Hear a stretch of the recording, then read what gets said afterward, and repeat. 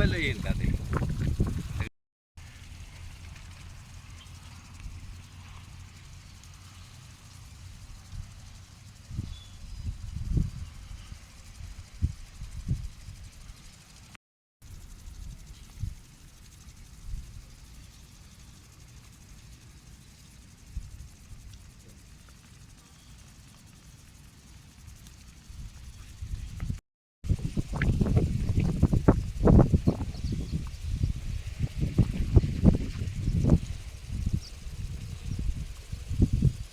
आवारे राहणार कवठखेडा तालुका येवला जिल्हा नाशिक.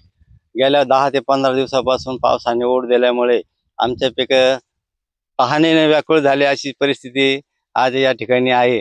आणि त्यातल्या त्यात पाऊस नाही किंवा पाट पाणी मिळत नाही. आता सुटलंय म्हणता, पाटाला पाणी आलेलं आहे म्हणता, पण आम्हाला मिळालं की नाही याची शाश्वती नाही.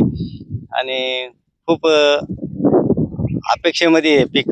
आणि जर नाही पाऊस आला समजा तर आमचे पिकं थोडेसे ॲव्हरेज भेटणार नाही किंवा चारा पाणी होणार नाही, उत्पन्न भेटणार नाही.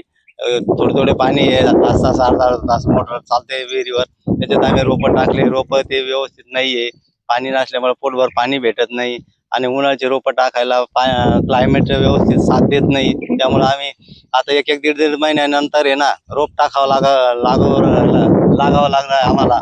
आणि पहिलं असं होतं की 15 ऑगस्ट केल्यानंतर, कार्यक्रम करून आल्यानंतर लगेच आम्ही रोप टाकायचो 4-2 दिवसामध्ये. पण आज तशी परिस्थितीच राहिली नाही. कारण वातावरण दररोज कधी ऊन पडतं, कधी सावली, कधी ढगाळ वातावरण, पाऊस येत नाही, क्लायमेट चेंज होऊन जातं. आणि त्याच्यामुळं आमच्या पिकाचं नियोजन त्या पद्धतीनं नाही राहत.